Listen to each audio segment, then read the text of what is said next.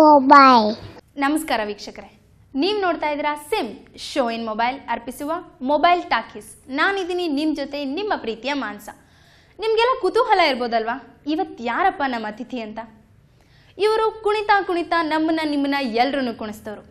ಸಿನಿಮಾಗಳಲ್ಲಿ hero heroine ಅಷ್ಟೇ ಅಲ್ಲದೆ ಕಾಮಿಡಿ ನಟರನ್ನು ಸಹ ಕುಣಿಸ್ತವ್ರು. ನಮ್ಮ ಕನ್ನಡ ಚಿತ್ರರಂಗ ಅಲ್ಲದೆ ಪರಭಾಷಾ ಚಿತ್ರ ನಟರನ್ನು ಸಹ ಕುಣಿಸಿದ್ದಾರೆ. ಇವರು ಕುಣಿತಾ ಕುಣಿತಾ ಜೈ ಬಜರಂಗ್ ಬಲಿ ಅಂತ ಹೇಳಿ ಸಿನಿಮಾಗಳಿಗೆ ಆಕ್ಷನ್ ಕಟ್ ಹೇಳಿದವರು. ಈಗಾಗಲೇ ಗೊತ್ತಾಗಿರ್ಬೇಕಲ್ವಾ ಯಾರಂತ, ಅವರೇ ಎ ಹರ್ಷ. ಬನ್ನಿ ಅವ್ರ ಮನದಾಳದ ಮಾತನ್ನು ಕೇಳೋಣ.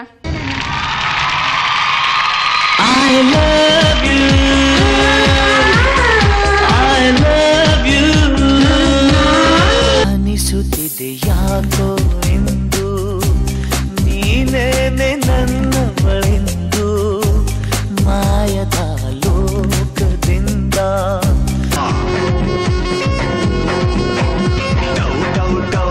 ದುನಿಯಾ ಕಣೋ ರಂಗ ಒಬ್ಬನೇ ಸಚ ಕಣೋ ಚೌ ಚೌ ಚೌ ಚೌ ಲೈಫು ಕಣೋ ರಂಗ ಸ್ವಲ್ಪ ಹುಚ್ಚ ಕಣೋ.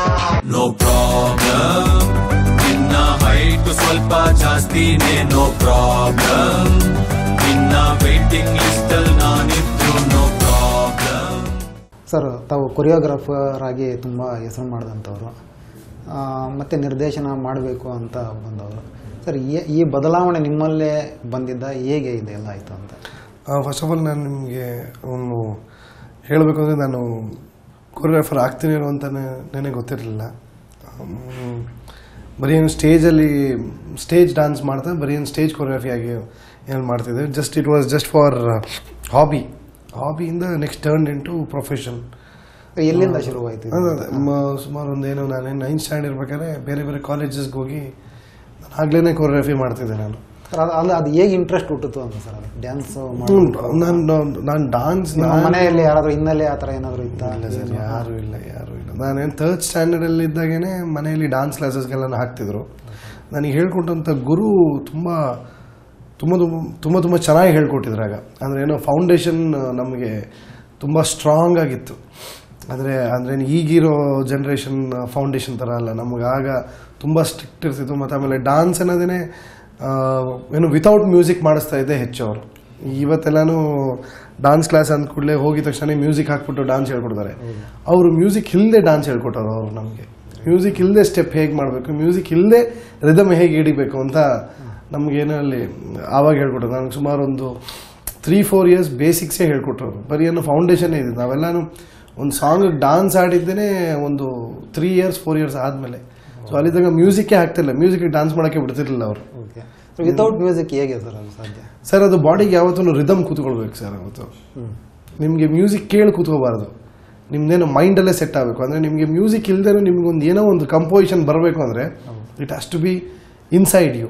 ನೂರಾರು ಪ್ರೀತಿ ಮಾತು, ನೂರಾರು ಸಾರಿ ಆಡಿ, ನೀನೇನೆ ಜೀವ ಎಂದು ನೂರಾರು ಆಣೆ ಮಾಡಿ, ಕಾರಣವೇ ಹೇಳದೆ ಹೇಗೆ ನನ್ನ ಬಿಟ್ಟು ಹೋದೆ. ಸೊ ನಿಮಗೆ ರಿದಮ್ ಅನ್ನೋದು ನಿಮ್ಮಲ್ಲೇ ಕೂತ್ಕೊಳ್ಬೇಕದು. ನಿಮಗೆ ಮ್ಯೂಸಿಕ್ ಕೇಳ್ಬಿಟ್ಟು ರಿದಮ್ ಕೂತ್ಕೊಳ್ಳೋದು ಅದು ತುಂಬ easy. You have to create your rhythms. ಅಂದರೆ ಒಂದೀಗ ಸ್ಟೆಪ್ ಮಾಡಿದ್ರು ಕರೆಕ್ಟ್ ಆನ್ ದ ಬೀಟಲ್ಲಿ ಇದ್ದೀವ ನಾವು ಅಂತ ನಮಗೆ ಏನಲ್ಲಿ ಗೊತ್ತಿರಬೇಕು. ನೋಡೋರಿಗೆ ನಾವು ಮಾಡೋ ಡಾನ್ಸ್ಗೆ ಮ್ಯೂಸಿಕ್ ಇದಿರ್ಬೋದು ಅಂತ ಅನಿಸ್ಬೋದು. ಸೊ ಅವ್ರದ್ದು ಟ್ರೈನಿಂಗ್ ಒಂದು ತುಂಬ ವಿಚಿತ್ರವಾಗಿತ್ತು. ನಮ್ಗೆ ಅವಾಗ ಚಿಕ್ಕ ವಯಸ್ಸಲ್ಲಿ ಗೊತ್ತಾಗ್ತಿರಲಿಲ್ಲ. ನಮ್ಗೆ ಆಸೆ ನಮಗೆ ಮ್ಯೂಸಿಕ್ ಜೊತೆ ಡ್ಯಾನ್ಸ್ ಮಾಡೋಕ್ಕೆ, ಬಟ್ ಅವ್ರು ಬಿಡ್ತಿರ್ಲಿಲ್ಲ. ಅವರು ಕಸ ಗುಡಿಸ್ತಾ ಇದ್ರು. ಕಸ ಗುಡಿಸೋಕ್ಕೆ ನನಗಾಗಲೇ 3rd ಸ್ಟ್ಯಾಂಡರ್ಡ್ 4th ಸ್ಟ್ಯಾಂಡರ್ಡ್ಗೆ ಕಸ ಗುಡಿಸೋನು. ನಾನು ಇದೇನೇ ನಮ್ಮನೇಲಿ ನಾನು ಕಸ ಗುಡಿಸಲ್ಲ, ಇಲ್ಲಿ ಬಂದು ಕಸ ಗುಡಿಸ್ಬೇಕಂತ. ಬಟ್ ಆಮೇಲೆ ಗೊತ್ತಾಯಿತು ಕಸ ಗುಡಿಸ್ಬೇಕಾದ್ರೂ ನಮ್ದೊಂದು ಹೆಜ್ಜೆ ಇಡೋದ್ರಲ್ಲೂ ಅಲ್ಲಿ ಫೌಂಡೇಶನ್ ಇತ್ತು ನನಗೆ ಅಂತ. ಹೆಜ್ಜೆ ಇಡೋದ್ರಲ್ಲೂ ಎಷ್ಟು ಮೆಜರ್ಮೆಂಟಲ್ಲಿ ಇರ್ತೀವಿ ನಾವು. ಡಾನ್ಸ್ ಮಾಡ್ಬೇಕಾದ್ರೆ ನಮ್ಗೆ ಅದನ್ನೇನಲ್ಲಿ ಏನೋ ಬರಲ್ಲ, ಕಸ ಗುಡಿಸ್ಬೇಕಾದ್ರೆ ಕರೆಕ್ಟಾಗಿ ಬರುತ್ತೆ ಕಾಲುಗಳು. ಸೊ ಆ ಫಾರ್ಮೇಷನ್ಸ್ ಎಲ್ಲನೂ ನಾನು ಆಮೇಲೆ ಹೋಗ್ತಾ ಕಲಿತೆ. ಗಾಡಿನ ಅಲ್ಲೋಗಿ ಸ್ಟ್ಯಾಂಡ್ ಹಾಕೋನವರು, ವಾಪಸ್ ಇಲ್ಲಿ ತಂದು ಸ್ಟ್ಯಾಂಡ್ ಹಾಕೋನವರು. ನಾನೇ ಗಾಡಿನ ಅಲ್ಲೋಗಿ ಸ್ಟ್ಯಾಂಡ್ ಹಾಕಲಿ, ಇಲ್ಲಾಗಿ ಸ್ಟ್ಯಾಂಡ್ ಹಾಕಲಿ ಅಂತ ಮತ್ತು ಆಮೇಲೆ ಗೊತ್ತಾಗ್ತಾ ಬಂತು. ಸೊ ಇವತ್ತು ಅದರಲ್ಲಿ ಒಂದೊಂದು ಫುಟ್ ಮೂಮೆಂಟು ಎಷ್ಟೆಷ್ಟು ಇಂಪಾರ್ಟೆಂಟು, ನಮ್ಮದೊಂದು ಹ್ಯಾಂಡ್ ಮೂಮೆಂಟು, ಅಲೈನ್ಮೆಂಟು, ಅದೆಲ್ಲನೂ ಇವತ್ತಿನ ದಿನಕ್ಕೆ ತುಂಬ ಜನಕ್ಕೆ ತುಂಬ ಅಲ್ಲ ಆ ಥರದೊಂದು ಫೌಂಡೇಶನ್ ಇಲ್ಲವೇ ಇಲ್ಲ ಸರ್. ನನಗೆ ಬೈ ಗಾಡ್ಸ್ ಗ್ರೇಸ್ ತುಂಬ ಒಳ್ಳೆ ಫೌಂಡೇಶನ್ ಇತ್ತು. ಮಾಸ್ಟರ್ಸ್ ಗಣೇಶ್ ಅಂತ ಅವ್ರೀಗ ಡಾನ್ಸಲ್ಲಿ ಇಲ್ವೇ ಇಲ್ಲ, is in to some other business.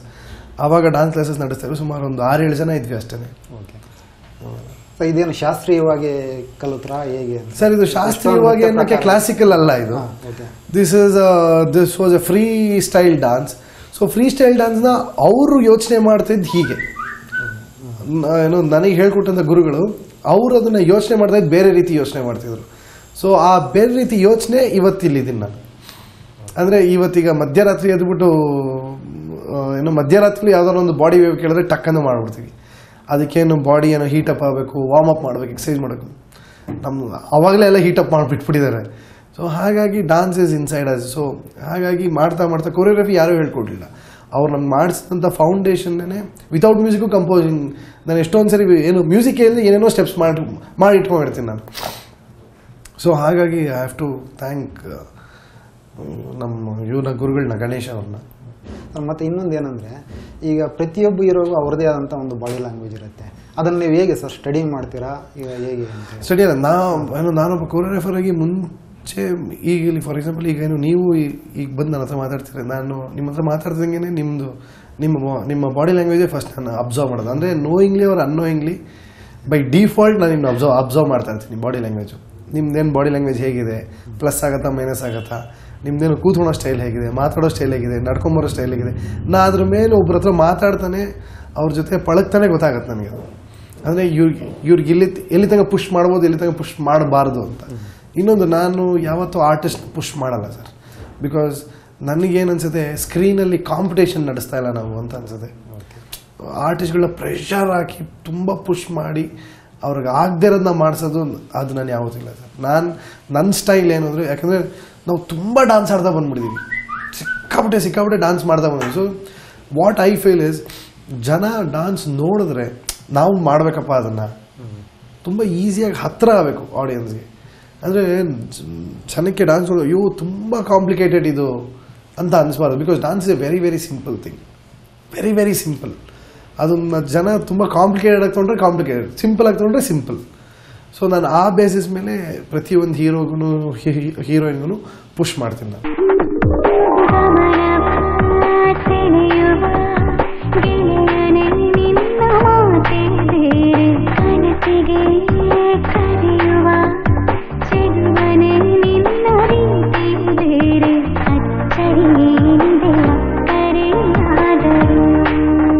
Sir, ಈಗ ನಿಮ್ಮದು ಇತ್ತೀಚೆಗೆ ಬರ್ತಾ ಇರೋಂಥ ಫಿಲಮ್ಗಳು ಎಲ್ಲ ಒಂದು ಹನುಮಂತನ ಹೆಸರಲ್ಲೇ ಬರ್ತಾ ಇದೆ. ಇದೇನು ಇದು ಭಕ್ತಿಯ ಪ್ರಧಾನನೋ ಇಲ್ಲ ಕಾಕತಾಳೀಯನೋ ಅಂತ? ಸರ್, ಇದು ತುಂಬ ಜನ ಕ್ವೆಶನ್ಸ್ ಕೇಳ್ತಾರೆ. ನಾನು ಅಂದರೆ ಫಸ್ಟ್ ಬಜರಂಗಿ ಮಾಡಿದ್ದು ಆ್ಯಕ್ಚುಲಿ ಬಜರಂಗಿ ಮಾಡಿದ್ದು ಸ್ಕ್ರಿಪ್ಟ್ ಬಂತು, ಆಂಜನೇಯಂದು ಸ್ಕ್ರಿಪ್ಟೇ ಸಿಕ್ತು. ಸೊ ಹಾಗಾಗಿ ಬಜರಂಗಿ ಅಂತಲೇ ಇಟ್ಟೆ. ನೆಕ್ಸ್ಟು ವಜ್ರಕಾಯ ಮಾಡಬೇಕಾದ್ರೆ ನೋಯಿಂಗ್ಲಿ ಆರ್ ಅನ್ನೋಯಿಂಗ್ಲಿ ನನಗೆ ಅದೇ ಏನೋ ಮ್ಯಾಚ್ ಆಯಿತು. ಸೊ ಅಲ್ಲೂ ಅಷ್ಟೇ ವಜ್ರಕಾಯ ಅಂತ ಇಟ್ಟೆ. ನೆಕ್ಸ್ಟ್ ಜೈ ಮಾರುತಿ 800, ಇದು ಒಂದು ಕಾಮಿಡಿ ಆ್ಯಕ್ಷನ್ ಸಿನಿಮಾ ಮಾಡೋಕ್ಕೆ ಹೋಗಿದ್ದು. ಸ್ಟೋರಿ ಒಂದು ಲೈನ್ ಬೇರೆಯವ್ರದ್ದು, ಅದನ್ನು ತೊಗೊಂಡು ಅಂದರೆ ಅರ್ಧಂಬರ್ಧ ಇತ್ತು. ಅದಿಲ್ಲಿ ಬಂದಾಗ ನನಗೆ ಅದೊಂಚೂರು ಇಂಟ್ರೆಸ್ಟಿಂಗ್ ಅನ್ನಿಸ್ತು. ಕೂತು ನಾನು ಅವ್ರ ಜೊತೆಲಿ ಏನೋ ತೆಲುಗು ರೈಟ್ರೊಬ್ಬರು ಕೂತು ಸ್ಟೋರಿ ಸ್ಕ್ರೀನ್ ಪ್ಲೇ ಪ್ಲ್ಯಾನ್ ಮಾಡ್ತಾ ಹೋದ್ವಿ.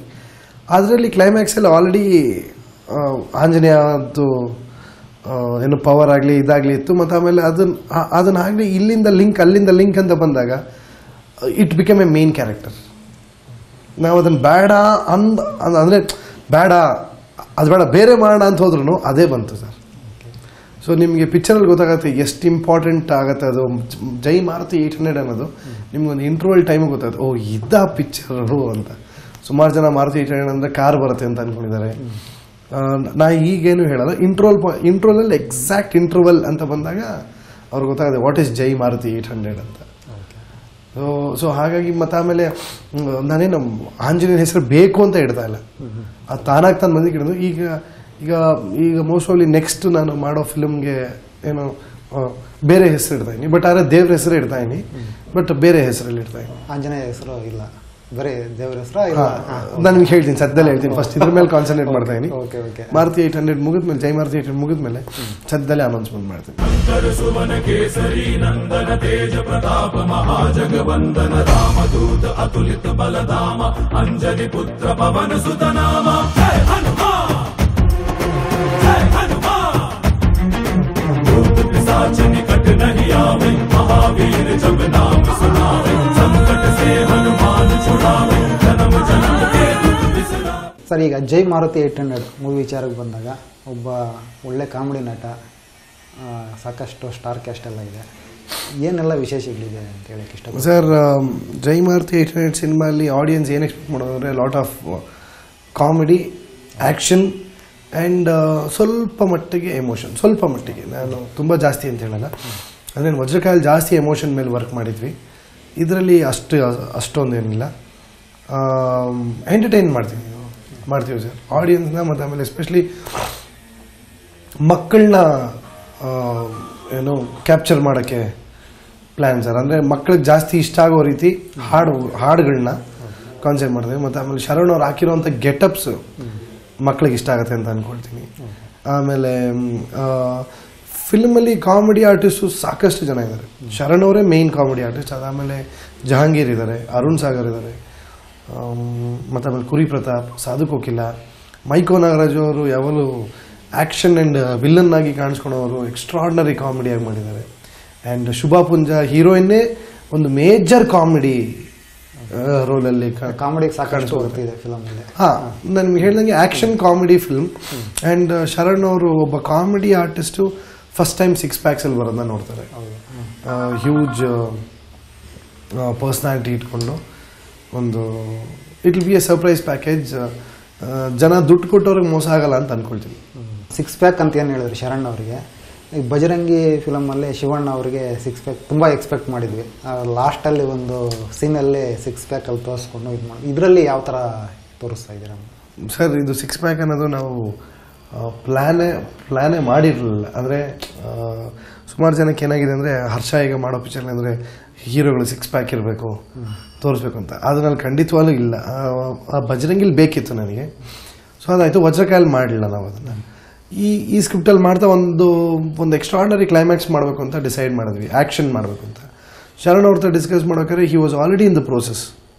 ಸರ್, ನಾನು ಪಿಕ್ಚರ್ಗೆ ರೆಡಿ ಆಗ್ತಾಯಿದ್ದೀನಿ ಸರ್. ಯಾವ ಪಿಕ್ಚರ್ಗೆ? ಈ ಪಿಕ್ಚರ್ಗೆ.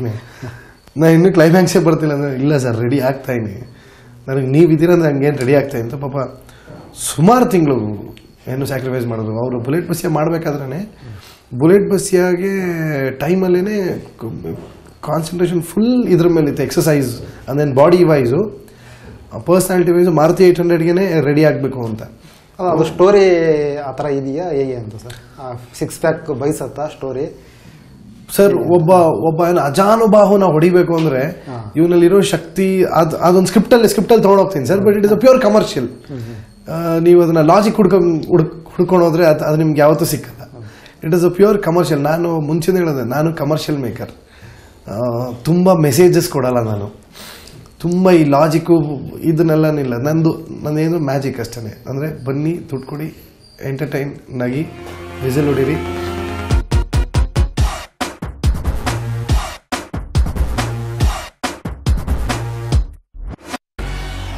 ಸೂರ್ಯನ್ ಪಕ್ಕ ಸುಮ್ಮನೆ ಕುಂತವನಪ್ಪ ಒಬ್ಬ ಗಂಡು. ಲೈಟೇ ಇಲ್ಲದ ಗೇರ್ಯಾದೊಳಗೆ ನಡೆದು ಬಂದ ಬೆಂಕಿ ಚೆಂಡು. ಕೆಲವು ಅಂದರೆ ನಾನು ಎಮೋಷನ್ಗೆ ಜಾಸ್ತಿ ಒತ್ತು ಕೊಡ್ತೀನಿ. ಎಮೋಷನ್ ಅಷ್ಟೇ. ಬಿಕಾಸ್ ನಾನು ಅಷ್ಟು ಬುದ್ಧಿವಂತ ಅಲ್ಲ ಸರ್. ಇನ್ನೊಬ್ರಿಗೆ ಮೆಸೇಜ್ ಹೇಳಿ ಇನ್ನೊಬ್ರಿಗೆ ಬುದ್ಧಿವಾದ ಹೇಳುವಂಥ ಅಷ್ಟೊಂದು ಬುದ್ಧಿವಂತ ಅಲ್ಲ ನಾನು. ಸೊ ಹಾಗಾಗಿ ನನಗೆ ಗೊತ್ತಿರೋದು ಕಮರ್ಷಿಯಲ್ ಸೆನ್ಸ್. ಸೊ ಆ ಜನಕ್ಕೆ ವಿಸಿಲ್ ಹೊಡಿಸ್ಬೇಕು, ನಗಿಸ್ಬೇಕು. ಥಿಯೇಟ್ರಲ್ಲಿ ಬಂದರೆ ಬಿಲ್ಡಪ್ ಕೊಟ್ಟು ಹೀರೋನ ಆ ರೀತಿ ತೋರಿಸ್ಬೇಕು, ಸಾಂಗ್ಗಳು ಚೆನ್ನಾಗಿ ತೋರಿಸ್ಬೇಕು, ಹೀರೋಯಿನ್ನ ತರಲೆ ಥರ ಮಾಡಿ ಏನೋ ನಮ್ಮ ಪಕ್ಕದ ಮನೆ ಹುಡುಗಿ ಥರ ಅನಿಸ್ಬೇಕು ಹೀರೋಯಿನ್ನು. ಆ ಥರದಲ್ಲೆಲ್ಲನೂ ನಾನು ಮಾಡ್ತೀನಿ. ಸೊ ಹಾಗಾಗಿ ಇದೊಂದು ಕಮರ್ಷಿಯಲ್ ಸೆನ್ಸಿಗೆ ಏನೇನು ಬೇಕು ಅಷ್ಟು ಎಲಿಮೆಂಟ್ಸ್ ಹಾಕಿಟ್ಟಿನಿ. ಸೊ ಅದ್ರಲ್ಲಿ ಶರಣ್ ಅವ್ರನ್ನ 6 ಪ್ಯಾಕ್ಸ್ ಅಂದ ಕೂಡಲೇ ಶಾಕ್ ಆಗ್ತಾರೆ. ಒಬ್ಬ ಏನು ಕೊಮಿಡಿಯನ್ ಬಂದು ಏನು ಆ್ಯಕ್ಷನ್ ಮಾಡ್ತಿರೋದು, ಸುಮ್ಮನೆ ಜಸ್ಟ್ ಆ್ಯಕ್ಷನ್ ಮಾಡಿದ್ರೆ ನಾರ್ಮಲ್ ಆಗಿರುತ್ತೆ. ಆದರೆ ರೆಗ್ಯುಲರ್ ಆಗಿ ಮಾಡಿದ್ರೆ ಅದೇ 6 ಪ್ಯಾಕ್ಸ್ ರಿವೀಲ್ ಮಾಡಿ ಅದೊಂದೇನು 6 ಪ್ಯಾಕ್ಸ್ ತೋರಿಸಿದಾಗ ನಿಜವಾಗ್ಲೂ ಪವರ್ ಏನೋ ಗೊತ್ತಾಗುತ್ತೆ. ಬಿಕಾಸ್ 6 ಪ್ಯಾಕ್ಸ್ ಮಾಡೋದು ಅಷ್ಟು ಈಸಿ ಅಲ್ವೇ ಅಲ್ಲ. ಎಷ್ಟು ಎನರ್ಜಿ, ಎಷ್ಟು ಸ್ಟ್ರೆಂತ್ ಬೇಕು, ಏನು ಬೇಕು ಅಂತ ಅದನ್ನು ತೋರಿಸ್ಬಿಟ್ಟು ಒಬ್ಬ ಅಜಾನುಭಾವನು ಹೊಡೆದ ಅಂತ ಹೇಳಿದ್ರೆ ನಂಬೋದಾಗ. ನಿಮ್ಗೆ ಅರ್ಥ ಆಗ್ತಿದೆಯಾ? ಆ ಸ್ಟ್ರಾಟಜಿ ಮೇಲೆ ಮಾಡಿದಂಥ ಪ್ಲಾನಿಂಗ್ ಅಷ್ಟೇ ಸರ್. ಅದ ಇಷ್ಟಕ್ಕೂ ಮೂವಿ ಯಾವ ಒಂದು ಜನರಿಗೆ ಸೇರುತ್ತೆ ಅಂತ? Sir, it is a total family entertainer sir. Family entertainer ಅಂತ total family entertainer, especially ladies and ಮಕ್ಕಳಿಗೆ ದೇ ವಿಲ್ ಎಂಜಾಯ್. ಬಿಕಾಸ್ ಎರಡು ಫ್ಯಾಮಿಲಿನ ಇಟ್ಕೊಂಡು ಮಾಡಿದಂಥ ಕಥೆ ಇದು. ಅಂದರೆ ಈ ಎರಡು ಊರು ಮಧ್ಯೆ ನಡೆಯುವಂಥ ಕಥೆ ಇದು. ಸೊ ಹಾಗಾಗಿ ಸಾಕಷ್ಟು ಅಂದರೆ ಈಗಿರೋ ಪ್ರೆಸೆಂಟಲ್ಲಿ ಯಾವ ಊರಲ್ಲೂ ಆ ಥರ ಏನೋ ಗಲಾಟೆ ಇರಲ್ಲ ಅಂತ ಅಂದ್ಕೊಳ್ತೀನಿ. ನಾನೊಂದು ಕ್ರಿಯೇಟ್ ಮಾಡಿ ಮಾಡ್ತಾ ಇದ್ದೀನಿ. ಅಂದರೆ ಇದೊಂದು ಊರು ಈ ಥರ ಇದೆ, ಈ ಊರು ಒಂದು ಈ ಥರ ಇದೆ ಅಂದ್ಬಿಟ್ಟು ಅಲ್ಲಿಂದೇನೋ ಬರ್ತದೆ ಸರ್. ಸರ್, ಮತ್ತು ಈಗ ಹರ್ಷ ಅವರು ಡೈರೆಕ್ಷನ್ ಅಂತಂದರೆ ಸಹಜವಾಗಿ ಒಂದು ಡ್ಯಾನ್ಸು ಕೊರಿಯೋಗ್ರಫಿ ಮೇಲೆ ಒಂದು ಆಸಕ್ತಿ ಇದ್ದೇ ಇರುತ್ತೆ. ಈ ಫಿಲಮಲ್ಲಿ ಶರಣ್ ಅವ್ರನ್ನ ಎಷ್ಟರ ಮಟ್ಟಿಗೆ ನೀವು ಒಬ್ಬ ಕೊರಿಯೋಗ್ರಾಫರ್? ಸರ್, ಇದರಲ್ಲಿ ನಿಮ್ಗೆ ಹೇಳಿದಂಗೆ ಶರಣ್ ಅವರು ಸಾಕಷ್ಟು ಡಾನ್ಸ್ ಮಾಡಿಬಿಟ್ಟಿದ್ದಾರೆ ಸರ್. ಅಧ್ಯಕ್ಷ ಆಗ್ಬೋದು, ಮತ್ತು ಆಮೇಲೆ ರಾಜರಾಜೇಂದ್ರ ಬಾಟಲ್ ಮಣಿ ಆ ಸಾಂಗ್ ಆಗ್ಬೋದು, ಆ್ಯಂಡ್ ಬುಲೆಟ್ ಬಸ್ ಎಲ್ಲ ಸಾಕಷ್ಟು ಡಾನ್ಸ್ ಮಾಡಿಬಿಟ್ಟಿದ್ದಾರೆ. ಸೊ ನಾನು ಈ ಸರಿ ಇದರಲ್ಲಿ ಮಾಡ್ತಿರೋದು ಎಲ್ಲ ಎಕ್ಸ್ಪೆರಿಮೆಂಟ್ ಸರ್. 4 ಹಾಡಿದೆ ಪಿಕ್ಚರಲ್ಲಿ. 4 ಹಾಡಲ್ಲಿ 3 song it will be very very fresh to the audience. But ಅದು ಹಿಟ್ ಆಗತ್ತಾ ಫ್ಲಾಪ್ ಆಗತ್ತಾ ನನಗೆ ಗೊತ್ತಿಲ್ಲ. ಬಟ್ ನನ್ನ ಕಡೆ 101% ಒಂದು ಹಾಡಂತೂ ತುಂಬ ದೊಡ್ಡ ಪ್ರಯೋಗ, ತುಂಬ ದೊಡ್ಡ. ಅಂದರೆ ನಾನು ಹೇಳಬೇಕು ಅಂದರೆ ನಾನು ಚಿಂಗಾರಿಲೇ ಒಂದು ದೊಡ್ಡ ಪ್ರಯೋಗ ಮಾಡಿದ್ದೆ. ಅರ್ಥನೇ ಇಲ್ಲದೆ ಇರುವಂಥ ಹಾಡನ್ನು ಬರ್ಸಿದೆ. ಕೈಯ ಕಚ್ಚಾಸಡ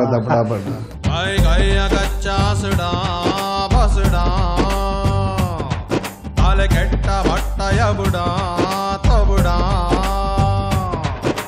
ಗಡಬಾರಿ ಗಟ್ಟಿಗಾವು ಬುಡ ಚಿಂಗಾರಿ ಚುಟ್ಟ ಬಾಂಬು ಇಡ ಮರಗೆಟ್ಟ ಪೊಂಗಿ ಸೌಂಡು ಬಡ ಸಿಂಕಿ ಪಡ ಸಿಂಕು ಚಡ ಗಯ್ಯ ಕಚ್ಚಾಸಡ ಬಸಡ ಅರಗೆಟ್ಟ ಬಟ್ಟಯ ಬುಡ ತಬುಡ. ಈ ಇದರಲ್ಲಿ ಏನೋ ವಜ್ರಕಾಯಲ್ಲಿ ಹೀರೋಯಿನ್ ಯಾವ ರೀತಿ ಮಾತಾಡ್ತಾಳೆ ಅದೇ ರೀತಿ ಸಾಂಗ್ ಬರ್ಸಿದೆ. ತೂಕತ್ತು ಗಡಬಡ ಚಲ್ಲ ಚಲ್ಲ ಲಡಿಕೆ ಅಂದ್ಬಿಟ್ಟು ಚೂರು ಹಿಂದಿ ಕನ್ನಡ ಮಿಕ್ಸ್ ಮಾಡಿ ಬರ್ಸಿದೆ. ತೂಕತ್ತು ಗಡಬಡ ಚಲ್ಲ ಚಲ್ಲ ಲಡಿಕೆ, ತೂಕತ್ತು ದಡಬಡ ಬಾಯ್ ಬಾಯ್ ಬಡಿಕೆ. ನಕ್ಕಾರೆ ನಕ್ಕಾರೆ ನಕ್ಕಾರೆ ಶೈತಾನಿ ಜವಾನಿ ಹಿಂಸರೆ, ನಕ್ಕಾರೆ ನಕ್ಕಾರೆ ನಕ್ಕಾರೆ ಮೈ ಜಂಗಲ್ ಕಿ ಬಿಜ್ಲಿ ಹುರೆ. ತೂಕತ್ತು ಗಡಬಡ ಚಲ್ಲ ಚಲ್ಲ ಲಡಿಕೆ, ತೂಕತ್ತು ದಡಬಡ ಬಾಯ್ ಬಾಯ್ ಬಡಿಕೆ.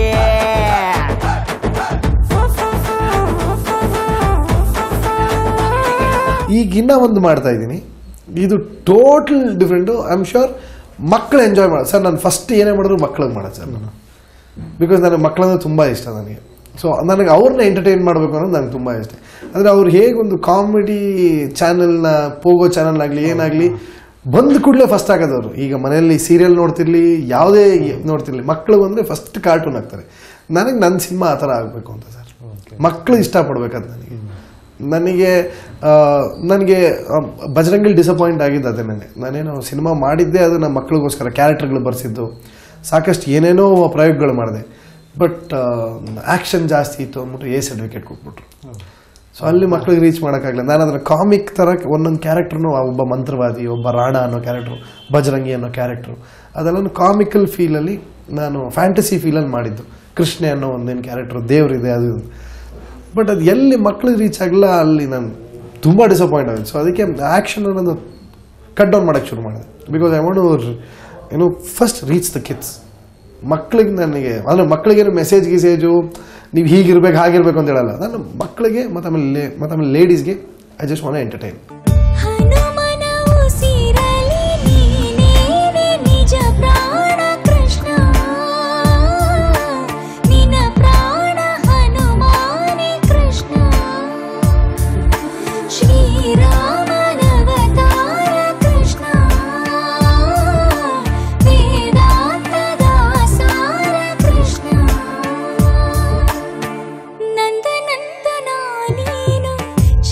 Krishna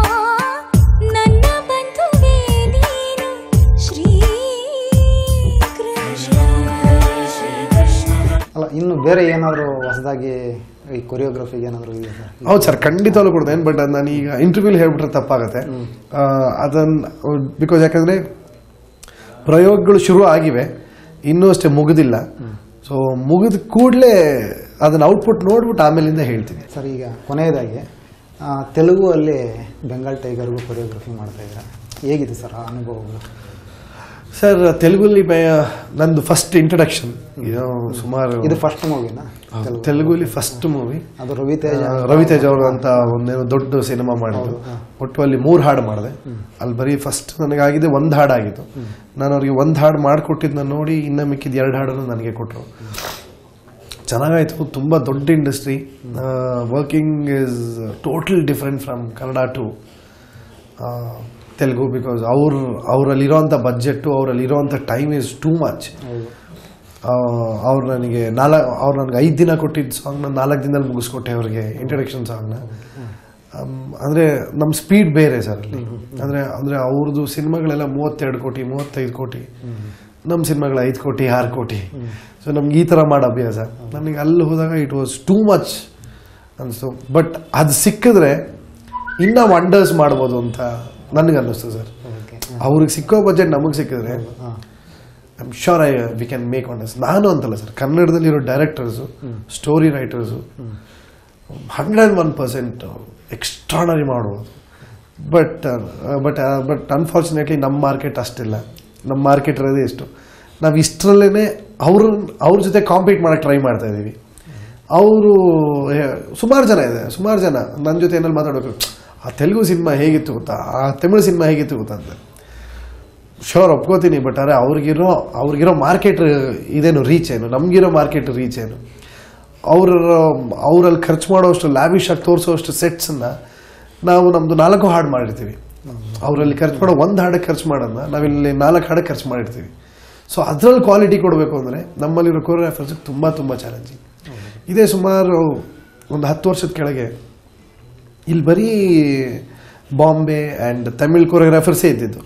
ಕನ್ನಡ ಕೊರಿಯೋಗ್ರಾಫರ್ಸ್ ತುಂಬ ಕಡಿಮೆ ಇದ್ದರು. ಬಟ್ ಓನ್ಲಿ 10% ಇತ್ತು, 90% ಇತ್ತು. ಹೋಗ್ತಾ ಈಗ 90% ಕನ್ನಡ ಕೊರಿಯೋಗ್ರಾಫರ್ಸ್ ನಾವಾಗಿದ್ದೀವಿ, 10% ಹೊರಗಿನ ಕೊರಿಯೋಗ್ರಾಫರ್ಸ್ ಆಗಿದ್ದಾರೆ. ಇಲ್ಲಿ ನಾವು ಕೊರಿಯೋಗ್ರಾಫರ್ಸ್ ಆಗಿ ಡೈರೆಕ್ಟರ್ಸ್ ಆಗ್ತಾ ಇದ್ವಿ. ಮುಂಚೆ ಅದು ಏನೋ ಬೆಳವಣಿಗೆ ಇರಲಿಲ್ಲ. ನಾನಾಗ್ಬೋದು, ಇಮ್ರಾನ್ ಆಗ್ಬೋದು, ಮುರಳಿ, ಲಕ್ಷ್ಮಣ್ ಮಾಸ್ಟರ್ ಆಗ್ಬೋದು, ಮತ್ತು ಆಮೇಲೆ ಕಲೈ, ಸುಮಾರು ಜನ ನಾವಿರೋರು ಕೊರಿಯೋಗ್ರಾಫರ್ನ ಕೊರಿಯೋಗ್ರಫಿ ಮಾಡಿ ಅಲ್ಲಿಂದ ಒಂದು ಸ್ಟೆಪ್ ಮೇಲೆ ಹೋಗ್ತಾ ಇದೀವಿ. So it is a very good thing ಇಲ್ಲಿ. ಮತ್ತು ತೆಲುಗು ಅಂತಲ್ಲಿ ಈಗ ಏನು ಎಲ್ಲರೂ ಆಸೆ ಪಡ್ತಾರೆ ಒಂದ್ಸರಿ ತೆಲುಗು ಪಿಕ್ಚರ್ ಹೋಗ್ಬಿಟ್ಟು ಮಾಡಬೇಕು ಅಂತ. ಅದು ನನಗೂ ತುಂಬ ಇತ್ತು. ಈಗೇನೋ ಒಂದ್ಸರಿ ಮಾಡಿ ಬಂದಿದ್ದೀನಿ. 100% ಇಲ್ಲಿರೋರಿಗೆ ಅಂದರೆ ಇಲ್ಲಿರೋ ಟೆಕ್ನಿಷಿಯನ್ಸ್ನ ಅವ್ರೇನಾದ್ರು ನೋಡಿದ್ರೆ 100% ಪ್ರತಿಯೊಬ್ಬೊಬ್ಬರನ್ನು ಕರ್ಕೊಂಡು ಹೋಗ್ತಾರೆ. ಈಗ ಆಲ್ರೆಡಿ ರವಿ ವರ್ಮ ಹೋಗಿದ್ದಾರೆ, ನಾನೀಗ ಎಂಟ್ರ್ ಆಗ್ತಾ ಇದ್ದೀನಿ. ನಾವು ಕೆಲಸ ಮಾಡೋ ರೀತಿನ ಅವ್ರೇನೋ ನೋಡಿದ್ರೆ, ಯಾಕಂದರೆ ನಾನು ಅಲ್ಲಿ ಹೋಗಿ ಕೆಲಸ ಮಾಡಿದಾಗ ದೇ ಆರ್ ಸೋ ಇಂಪ್ರೆಸ್ಡ್. ನೀವಿಷ್ಟು ಫಾಸ್ಟಾ, ನೀವಿಷ್ಟು ಅಂದರೆ ಸ್ಪಾಂಟೇನಿಯಸ್ ಆಗಿ ನಾವೆಷ್ಟು ಫಾಸ್ಟಾಗಿ ಮಾಡ್ತೀವಿ. ನಾನು ಹೇಳಿದೆ ನಮ್ಮ ಥರ ಬೇಜಾನ್ ಜನ ಇದ್ದಾರೆ ಅಂತ. ಅವರು ತೆಲುಗವ್ರು ಒಂದ್ಸರಿ ಕಣ್ಣಾಡಿಸಿದ ಈ ಕಡೆ, ಇಲ್ಲಿರೋರೆಲ್ಲ ಖಾಲಿ ಆಗ್ಬಿಡ್ತೀವಿ ಆ ಕಡೆಗೆ. ಸೊ ನಮ್ಮಲ್ಲಿ ಅಷ್ಟು ಟ್ಯಾಲೆಂಟ್ ಇದೆ ಅನ್ನೋದು ಮಾತ್ರ ನಾನು ಸತ್ಯವಾಗಲೇ ಹೇಳ್ತೀನಿ ಸರ್. ಅದೇ ಈಗ ಇನ್ನೊಂದು ಏನು ಡೌಟ್ ಬರುತ್ತೆ ಅಂದರೆ, ತೆಲುಗು ಅಲ್ಲೇ ಸಿಕ್ಕಾಪಟ್ಟೆ ಒಳ್ಳೆ ಕೊರಿಯೋಗ್ರಾಫರ್ಸ್ ಇದ್ದಾರೆ. ನಿಮಗೆ ಹೇಗೆ ಈ ಚಾನ್ಸು ಸಿಕ್ತು ಅಂತ ಸರ್? God's grace. ನಮ್ಮ ಆಂಜನೇಯ ಅಷ್ಟೇ.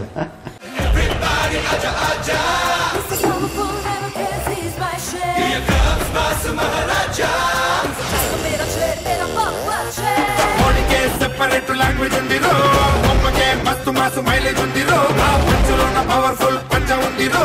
వీడో తుంటరోడు, వీడో మెంటరోడు, గుడ్డు బ్యాడు లాంటి లెక్కలేమి అంటనోడు.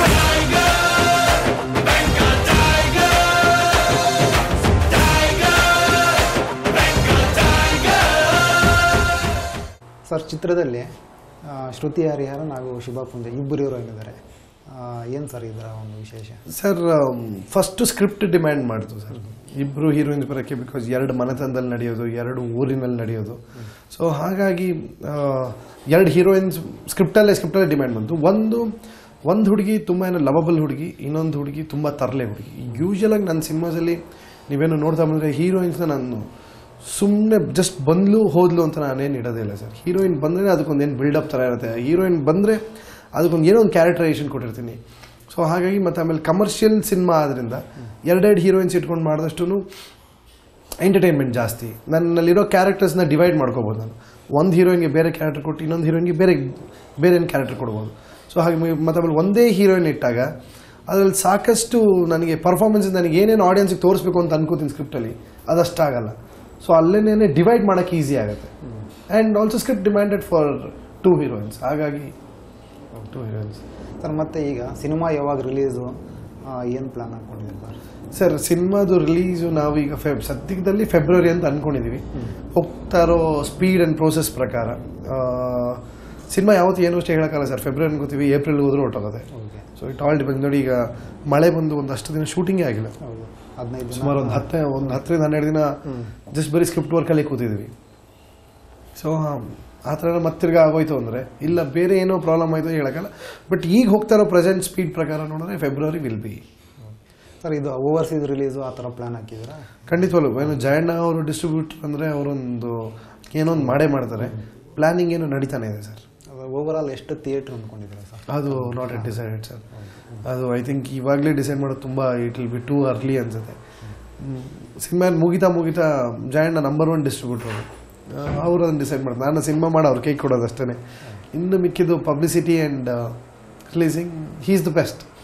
ಸೊ ನಾನು ಸಿನಿಮಾ ಮಾಡೋಕ್ಕಾರೆ ಅವರು ಇಂಟರ್ಫಿಯರ್ ಆಗಲ್ಲ, ಏನು ಮಾಡ್ತಿದ್ದೀಯಾ ಅಂತ. ಅವ್ರು ಸಿನಿಮಾ ರಿಲೀಸ್ ಮಾಡೋಕೆ ನಾನು ಇಂಟರ್ಫಿಯರ್ ಇಲ್ಲ, ಬಿಕಾಸ್ ಅವರು ಅದರಲ್ಲಿ ದಿ ಬೆಸ್ಟ್ ಇದ್ದಾರೆ ಅಂತ ನನಗೆ ಗೊತ್ತು. So he will handle it. Sir, ಈಗ ಬೇರೆ ಭಾಷೆಗಳಿಗೆ ಕಂಪೇರ್ ಮಾಡಿದ್ರೆ ಕನ್ನಡದಲ್ಲಿ ಒಂದು ಡ್ಯಾನ್ಸಿಗೆ ಸಂಬಂಧಪಟ್ಟಿರೋವಂಥ ಒಂದು ಚಿತ್ರಗಳು ಬರ್ತಾ ಇಲ್ಲ ಅಂತ ಒಂದು ಕೊರಗಿದೆ. ಒಬ್ಬ ಕೊರಿಯೋಗ್ರಾಫರ್ ಆಗಿ ನೀವು ಈ ಬಗ್ಗೆ ಏನಾದರೂ ಒಂದು ಪ್ರಯೋಗ ಮಾಡಬೇಕು ಅಂತ ಏನಾದರೂ ಇದೆಯಾ ಸರ್? ಸರ್, ಮುಂಚೆ ಪ್ಲ್ಯಾನ್ ಒಂದು ಇತ್ತು. ಅಂದರೆ ಸಿನಿಮಾ ನಂದು ಕೆರಿಯರ್ ಶುರು ಮಾಡೋದೇ ಒಂದೇನು ಡಾನ್ಸ್ ಸಬ್ಜೆಕ್ಟಿಂದ ಶುರು ಮಾಡಬೇಕು ಅಂತ. ಆಗ ಒಂದು ಕೊರಿಯೋಗ್ರಾಫರ್ ಆದಾಗ ಅದೊಂದೇನು ಕನಸಿತ್ತು. ಬಟ್ ಫಾರ್ಚುನೇಟ್ಲಿ ಅವ್ರು ಅನ್ಫಾರ್ಚುನೇಟ್ಲಿ ನನ್ನ ಸಿನಿಮಾ ಶುರು ಆಗಿದೆ ಒಂದು ಅಂಡರ್ವರ್ಲ್ಡಿಂದ ಶುರು ಆಯಿತು. ಅಂದರೆ ಟೋಟಲ್ ಆಪೋಸಿಟ್ ಆಗಿ ಶುರು ಮಾಡಿದೆ. ಅಲ್ಲಿಂದ ದಿಢೀರಂತ ನನ್ನ ಟೇಸ್ಟ್ಗಳು ಚೇಂಜ್ ಆಗ್ತಾ ಹೋಯಿತು. ಕೊರಿಯೋಗ್ರಾಫರ್ ಆಗಿ ನಾನು ಡೈರೆಕ್ಟರ್ ಆದಮೇಲೆ ಕೊರಿಯೋಗ್ರಫಿ ಇನ್ನೊಂದು ಮುಖಾನೇ ನೋಡಿದೆ ನಾನು. ಜಸ್ಟ್ ಬರೀ ಕೊರಿಯೋಗ್ರಾಫರ್ ಇದ್ದವನು ಡೈರೆಕ್ಟರ್ ಆದಮೇಲೆ ಡೈರೆಕ್ಟರ್ ಆ್ಯಂಡ್ ಕೊರಿಯೋಗ್ರಾಫರ್ ಆಗಿ ಬಂದೆ. ಸೊ ಅಲ್ಲಿಂದ ಒಂದು ಡಾನ್ಸ್ ಅನ್ನೋದು ಈಗ ಫಾರ್ ಎಕ್ಸಾಂಪಲ್ ಇವತ್ತೀಗ ನೀವು ಯಾವುದೇ ಚಾನಲ್ ಹಾಕಿದ್ರು ರಿಯಾಲಿಟಿ ಶೋಸ್ ಡಾನ್ಸ್ ಪುಟ್ ಮಕ್ಕಳು ಎಕ್ಸ್ಟ್ರಾಡನರಿ ಮಾಡ್ತಿದ್ದಾರೆ. So if I have to do dance ಅನ್ನೋದು it has to be unique ಆಗಿರಬೇಕು. ಮತ್ತು ಈಗ ಫಾರ್ ಎಕ್ಸಾಂಪಲ್ ನೀವೇನು ABCD ತಗೊಳ್ಳಿ, ಯಾವ್ದಾದ್ರು ತಗೊಳ್ಳಿ, ಅದರಲ್ಲೇನು ತೋರಿಸೋಷ್ಟು ಆ ಸ್ಟೇಜ್ ಆಗಲಿ ಮತ್ತು ಆಮೇಲೆ ಅವರಲ್ಲಿ ಮಾಡಿದಂಥ ಖರ್ಚಾಗಲಿ ಅದನ್ನಲ್ಲಿ ನಮಗೇನು ಸಿಕ್ಕಬೇಕು. ಸೊ ಅದು ಸಿಕ್ಕಬೇಕು ಅಂದರೆ ನಾನಿಲ್ಲಿ ಪಾಪ್ಯುಲರ್ ಆಗಬೇಕು, ನನ್ನ ಮೇಲೆ ತುಂಬ ನಂಬಬೇಕು. ಆ್ಯಂಡ್ ಡಾನ್ಸ್ ಅನ್ನೋದು ಮಾಡಿದ್ರೆ ಸರ್, ಟು ಬಿ ಫ್ರ್ಯಾಂಕ್, ನನಗೆ ತುಂಬ ಫ್ರೆಶರ್ಸ್ ಇಟ್ಕೊಂಡು ಮಾಡಬೇಕು ಅನ್ನೋದು ನನ್ನ ಆಸೆ. ಬಿಕಾಸ್ ಯಾವುದೇ ಒಂದು ರೆಕಗ್ನೈಸ್ಡ್ ಆರ್ಟಿಸ್ಟ್ ಬಂದರೆ he will be A winner ಅಂತ ಎಲ್ಲರಿಗೂ ಗೊತ್ತಾಗುತ್ತೆ. Correct sir. ನನ್ನಲ್ಲಿ ಸುಮಾರು ಕಡೆ ನಾನು ಎಲ್ಲೂ ಇದನ್ನು ಹೇಳೇ ಇಲ್ಲ. ಬಟ್ ನನ್ನಲ್ಲೇ ಒಂದು ಸ್ಕ್ರಿಪ್ಟನ್ನು ಮುಚ್ಚಿಟ್ಕೊಂಡು ಕೂತಿದ್ದೀನಿ. ಬಟ್ ಅದು ಐಮ್ ಶ್ಯೂರ್ ನನ್ನಲ್ಲಿ ಒಂದೇನು 2 ಸ್ಕ್ರಿಪ್ಟನ್ನು ತುಂಬ ಮುಚ್ಚಿಟ್ಕೊಂಡು ಕೂತೀನಿ. ನಾನು ಅದು ಯಾವಾಗ ಹೇಳ್ತೀನಿ, ಇದೊಂದು 2 ಮಾಡಿದ್ರೆ ನಾನೇನು ರಿಟೈರ್ ಆಗ್ಬಿಟ್ರು ಚಿಂತೆ ಎಲ್ಲ ಕಂಡ್ರು ಅಂತ. ಸೊ ಅದರಲ್ಲಿ ಇದು ಅಷ್ಟು ಒಂದು ತುಂಬ ಮುಖ್ಯವಾದ ಸ್ಕ್ರಿಪ್ಟು. ಬಟ್ ನನಗೇನಂದರೆ, ನಾನೊಬ್ಬ ಪ್ರೊಡ್ಯೂಸರ್ ಹೋಗಿ ಇದೊಂದು ಕತೆ ಹೇಳಿದಾಗ ಹೀರೋ ಒಬ್ಬ ಡಾನ್ಸರ್ನ ಪಿಕ್ ಮಾಡಬೇಕು ಅನ್ನೋದು ನನ್ನ ಆಸೆ. ಅಂದರೆ ಒಂದು ಹೊಸಬ್ರೇ ಆಗಿರಬೇಕು 100% sir. He has to be a dancer. ನನ್ನದು ನಮ್ಮಲ್ಲಿ ತುಂಬ ಎಕ್ಸ್ಟ್ರಾಡನರಿ ಡಾನ್ಸಸ್ ಇದೆ. ಎಲ್ಲೋ ಬಾಂಬೆಯಿಂದ ಕರೆಸ್ಬೇಕು, ಚೆನ್ನೈಯಿಂದ ಕರೆಸ್ಬೇಕು ಅನ್ನೋದು ಕೊರತೆನೇ ಇಲ್ಲ ನಮ್ಗೆ ಇಲ್ಲೇ ಎಕ್ಸ್ಟ್ರಾಡನರಿ ಡಾನ್ಸರ್ಸ್ ಇದ್ದಾರೆ. ಮಕ್ಕಳಿಂದ ಹಿಡಿದು ಹುಡುಗಿಯರು, ದೊಡ್ಡವರು ತುಂಬ ಜನ ಇದ್ದಾರೆ. ಸೊ ನಾನು ಆ ಥರದ್ದೊಂದು ಬೇಸ್ಟ್ ಮಾಡಬೇಕು ಅಂತ ಕಾಯ್ತಾಯಿದ್ದೀನಿ. ಸೊ ಅದಕ್ಕೆ ನಾನಿನ್ನೂ ಆ ಮಟ್ಟಕ್ಕೆ ಬಂದಿಲ್ಲ ಅಂತ ನಾನೇ ಕಾಯ್ತಾ ಇದ್ದೀನಿ ಸರ್. ಬಿಕಾಸ್ ಅದು ಡಾನ್ಸ್ ಸಬ್ಜೆಕ್ಟ್ ಮಾಡಿದ್ರೆ it will B A very very challenging subject for me. ನಾನು ಅಂಡರ್ವರ್ಲ್ಡ್ ಮಾಡ್ಬೋದು, ಇಲ್ಲ ಫ್ಯಾಂಟಸಿ ಮಾಡ್ಬೋದು ಬಜರಂಗಿ ಥರ, ಇಲ್ಲಾಂದರೆ ಒಂದು ಲವ್ ಸ್ಟೋರಿ ಮಾಡ್ಬೋದು. ಜನ hit of flop they will take it. But when I am doing a dance subject it is ಅಂದರೆ ಲೈಫ್ ಆ್ಯಂಡ್ ಡೆತ್ ಪ್ರಶ್ನೆ ಥರ. ಒಬ್ಬ ಕೊರಿಯೋಗ್ರಾಫರ್ ಆಗಿ ಏನು ಮಾಡ್ತಾನೆ ಅಂತ. ಸೊ ಅದನ್ನು ನಾನು ಎಷ್ಟು ಸೂಕ್ಷ್ಮವಾಗಿ ಸ್ಟಡಿ ಮಾಡ್ತಾಯಿನಿ, ರೆಡಿ ಮಾಡ್ತಾಯಿನಿ ಅನ್ನೋದು ತುಂಬ ಸಸ್ಪೆನ್ಸಲ್ಲಿ ಇಟ್ಟಿದ್ದೀನಿ. ಸೊ ಐ ಆಮ್ ಶ್ಯೂರ್ ನನಗೆ this is not the end of my direction career. ಇದ್ದೇ ಇದೆ. ಆ್ಯಂಡ್ 200% ಅಲ್ಲ 1000% I am coming out with that script. ನನಗೆ ABCD ನೋಡಿದಾಗ ನನ್ನಲ್ಲೇ ಏನೋ ಎಷ್ಟೊಂದು ಸರಿ ಅನ್ಸ್ಕೊಂಡು ನಾನು ಅದನ್ನು ಮಾತಾಡದೆ ಸುಮ್ಮನೇನೂ ಇದ್ದೀನಿ, ಹೀಗೆ ಮಾಡ್ಬೋದು ಹಾಗೆ ಮಾಡ್ಬೋದು ಅಂತ. ಬಟ್ 2 ಮೂವೀಸ್ ಬಂತು, ಪಾರ್ಟ್ ABCD 2 ಎರಡು ಅಲ್ಲ, ಅದಕ್ಕಿಂತ ಮುಂಚೆ ಸ್ಟೈಲ್ ಅಂತ ಬಂತು ಸರ್. ನಾನು ಎಲ್ಲ ಫಾಲೋ ಮಾಡಿದ್ದೀನಿ, ಸ್ಟೆಪ್ ಅಪ್ 1 ಇಂದ ಹಿಡಿದು ಟೋಟಲ್ ಸ್ಟೆಪ್ ಅಪ್ ಸೀರೀಸ್ ಆಗಲಿ ಎಲ್ಲ ನೋಡಿ ತುಂಬ ಇಂಪ್ರೆಸ್ ಆಗಿದ್ದೀನಿ. ಬಟ್ ಕರೆಕ್ಟ್ ಆಪರ್ಚುನಿಟಿಗೋಸ್ಕರ ಏನು ಕಾಯ್ತಾ ಇದ್ದೀನಿ ಸರ್. ನನ್ನಲ್ಲಿ ಅದೊಂದು ಗ್ರೋತ್ ಆಗಲಿ ಅಂತ ಕಾಯ್ತಾ ಇದ್ದೀನಿ ಸರ್, ಅಷ್ಟೇ. ಅಂದರೆ ಇದುವರೆಗೂ ಸಂಪರ್ಕ ಮಾಡಿಲ್ಲ ಯಾರನ್ನು ಈ ಒಂದು ಸಬ್ಜೆಕ್ಟ್ ಇಟ್ಕೊಂಡು? ನಿಮ್ಮ ಒಳಗಡೆ ಇದೆ ಅಷ್ಟೇ. 2 ಕತೆ ನನ್ನ ಒಳಗೆ ಇದೆ ಸರ್. ಆ 2 ಕತೆ ಯಾವಾಗ ಹೊರಗೆ ತೆಗಿತೀನೋ ಐ ಫೀಲ್ ಎಸ್ ಒಂದಷ್ಟು ಮಾಡಿದ್ದೀನಿ ಅಂತ. ಆಮೇಲೆ ಅತಿ ಆಸೆ ಏನಲ್ಲಿ ಇಲ್ಲ ಸರ್, ನನಗೆ ಅದು ಆಸೆ ಇರೋದು ಅದನ್ನಲ್ಲಿ 2 ಅಂತ. ನನಗೆ ಇನ್ನೂ ಮಾಡ್ಬೇಕು ಅನ್ನೋದಿಲ್ಲ ಸರ್. ನನಗೇನು ಹಿಟ್ ಸಿನಿಮಾ ಕೊಡ್ತೀವಿ ಅಲ್ವಾ, ಒಳ್ಳೆ ಸಿನಿಮಾ ಮಾಡಬೇಕು ಅನ್ನೋದು ಆಸೆ ನನಗೆ ಅಷ್ಟೇ. ಕೆಟ್ಟ ಸಿನಿಮಾ ಮಾಡ್ದ ಅಂತ ಅಂದ್ಕೊಳಕ್ಕೆ ಇಷ್ಟ ಇಲ್ಲ. ಫ್ಲಾಪ್ ಆದರೆ ಆಗ್ಬೋದು, ಬಟ್ ಕೆಟ್ಟ ಸಿನಿಮಾ ಮಾಡೋಕ್ಕೆ ಇಷ್ಟ ಇಲ್ಲ. ಸೊ ಅದೊಂದು ಒಳ್ಳೆ ಸಿನಿಮಾಗಳು ನನ್ನ ಕೆರಿಯಲ್ಲಿ ಒಂದಷ್ಟು ಬಂದ್ಬಿಡಲಿ, ಆಮೇಲಿಂದ ಅದಕ್ಕೆ ಒಂದೇನು ದೊಡ್ಡದಾಗಿ ಕೈ ಹಾಕೋಣ ಅಂತ. ಬಿಕಾಸ್ ಅದಕ್ಕೆ ನಾನು ಯೋಚನೆ ಮಾಡ್ತಾ ಇರೋ ರೀತಿ ಕೈ ಹಾಕಿದ್ರೆ it will be very very huge. ಅದಕ್ಕೂ ಸರ್ ಒಂಚೂರು ಹೋಲ್ಡ್ ಮಾಡಿ ಇಷ್ಟೆಲ್ಲ ಕತೆ ಮಾಡೋನು ಬಂದಿರೋದೇ ಡಾನ್ಸಿಂದ ಬಿಡ್ತೀನಿ ನಾನು ಅದನ್ನು. ನಾನು ಮೋಸ್ಟ್ಲಿ ಮೊದಲ ಬಾರಿಗೆ ಇದೇ ಇಂಟರ್ವ್ಯೂಲ್ ಅನ್ಸುತ್ತೆ ನಾನು ಹೇಳಿರೋದು, ನನ್ನಲ್ಲಿರೋ ಸ್ಕ್ರಿಪ್ಟನ್ನು ನಾನು ಇನ್ನೂ ರಿವೀಲ್ ಮಾಡದೆ ಇಟ್ಕೊಂಡಿದ್ದೀನಿ ಅಂತ. ಸೊ ಅದ್ರ ಬಗ್ಗೆ ನಾನು ಪ್ರತಿ ಸರಿ ಒಂದೊಂದ್ಸರಿ ಅದ್ರ ಬಗ್ಗೆ ಯೋಚನೆ ಮಾಡಿದಾಗ ಹೆದರಿಕೆ ಶುರು ಆಗುತ್ತೆ, ಇದನ್ನು ಅಷ್ಟು ರೀಚ್ ಮಾಡೋಕ್ಕಾಗತ್ತಾ ನನ್ನ ಕೈಲಿ ಅಂತ. ಬಿಕಾಸ್ ನಾನೊಂಚೂರು ಥಿಂಕಿಂಗ್ ಆ ರೀತಿಯೇ ಮಾಡ್ತೀನಿ. ಬಿಕಾಸ್ ಇವತ್ತು ಜನ ABCD ನೋಡಾದ್ಮೇಲೆ part 1 part 2 and step ups ಎಲ್ಲನೂ ನೋಡಾದ್ಮೇಲೆ ನಾವು ಎಲ್ಲೋ ಕೆಳಗೆ ಹೋಗ್ಬಿಡ್ತೀವ ಅಂತ. ಅಟ್ಲೀಸ್ಟ್ ಆ ಲೆವೆಲ್ ಸ್ಟೆಪ್ ಅಪ್ ಲೆವೆಲ್ಗೆ ರೀಚ್ ಆಗಲಿಲ್ಲ ನಾನು ಏನೋ ಮಾಡ್ದ ಅಂತ ಅನ್ಸ್ಕೋಬೇಕು. ಸೊ ಆ ಥಿಂಕಿಂಗೇ ದೊಡ್ಡದಿದೆ ನಮಗೆ.